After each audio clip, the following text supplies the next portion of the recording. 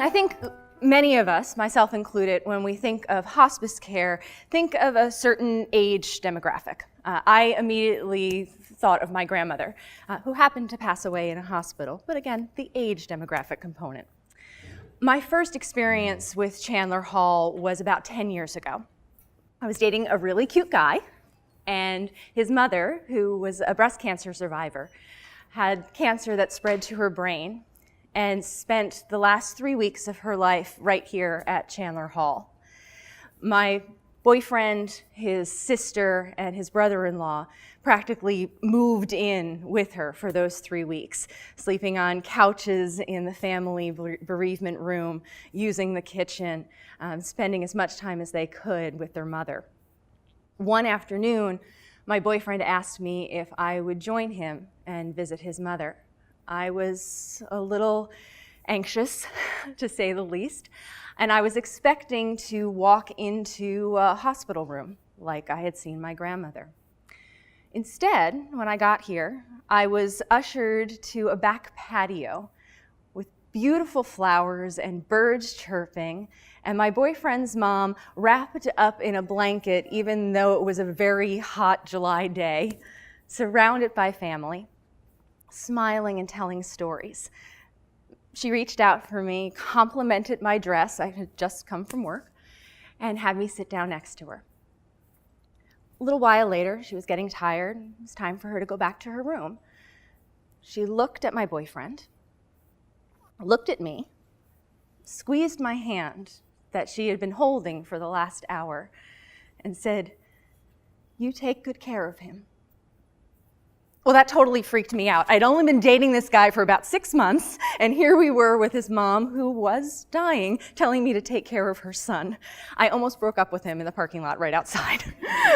But I didn't, and I'm glad I didn't, because we would talk about it for years after, how blessed we were to receive her blessing, and that it was bestowed in a beautiful garden as opposed to a hospital room with alarms and bells and monitors going off.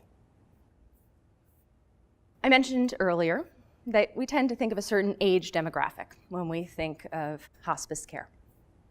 The second time I came to Chandler Hall with my husband, Chuck, this time he was the patient. You see, cancer runs in the Donnelly family, and it likes to take the men young. He was only 43.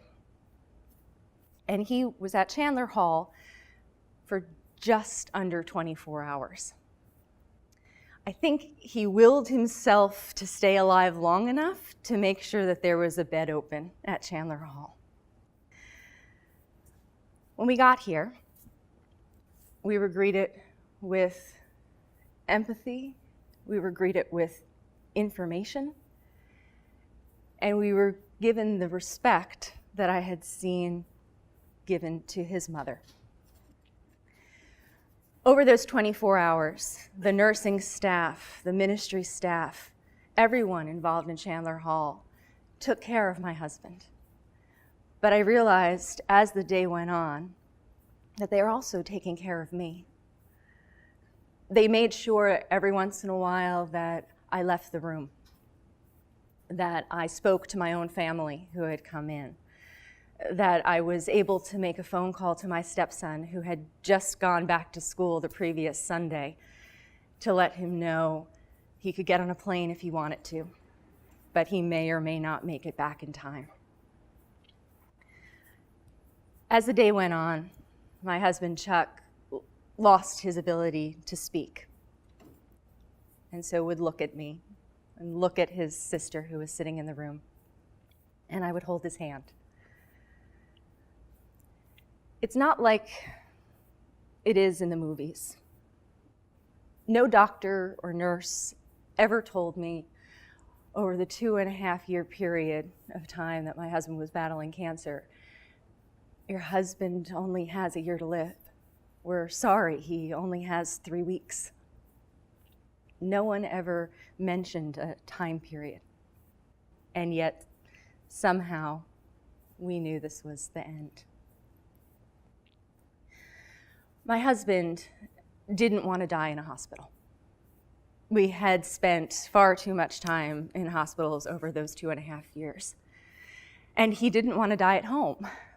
He didn't want the neighbors to see an ambulance coming up the driveway or people gawking or staring and asking questions. And I didn't want him to die at home because, quite frankly, I believe in ghosts. And my husband's the kind of guy and had the sense of humor that every time I left the kitchen, he would have opened all the cabinets, and I have a little too much OCD to deal with that on a daily basis. So we came to Chandler Hall. About 15 minutes before my husband passed away, one of the nurses came in just to check to see how things were going. By that point, I turned to her and asked why my husband's beautiful blue eyes had turned black. And for the first time, someone told me how much time he had left. She said, "Blood vessels. Things are starting to shut down. It won't be long now." And then she left the room. I turned to my sister-in-law and said, "I don't know what to say." The only thing that came to mind was the children's prayer.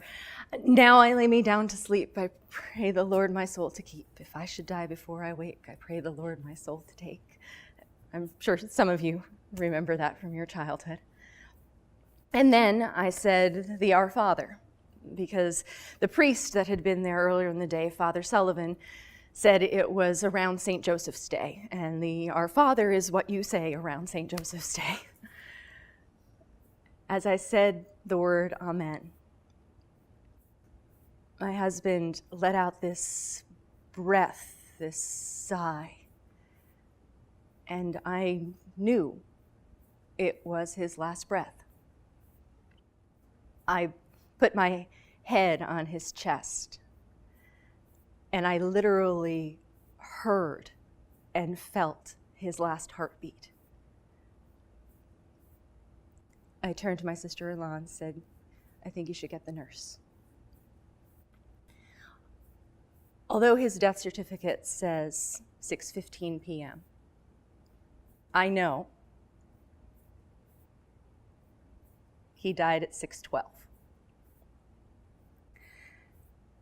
Chandler Hall gave me that moment where the peace and quiet allowed me to hear my love's last heartbeat.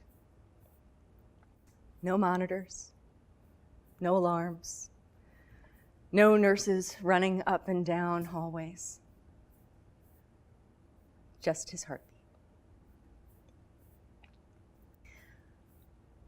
I mentioned earlier that I realized that the people of Chandler Hall were taking care of me as well as my husband on his last day.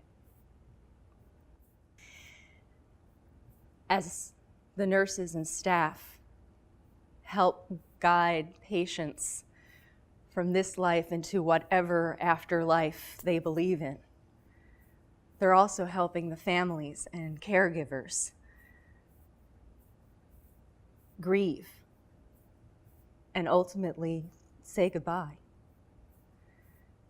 It is those moments that make Chandler Hall so special, so that individuals, whether they are the patient or the family or the caregiver, have that moments of peace, have those moments of respect from the staff and nurses, and have that ability to truly say goodbye. I thank Chandler Hall for those moments, and I'm sure any number of individuals could stand here and say the same. I thank you very much for your time today to come and listen to me, and just remind you all that donations to Chandler Hall Hospice ensure that no one is turned away from an inability to pay. Everyone deserves that dignity in their final day. Thank you very much.